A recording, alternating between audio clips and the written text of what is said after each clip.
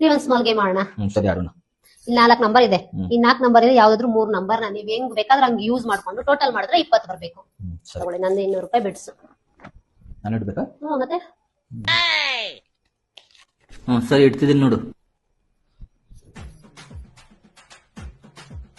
6 7 13 14 6 8 14 6 8 14 14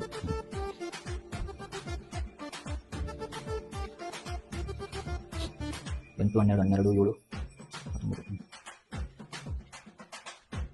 7 14 ಬರ್ತಾ ಇಲ್ಲಮ್ಮ ಇದು. ನೀ ಮಾಡಿ ನೋಡು. ಮಾಡ್ಲಾ? ಮಾಡು.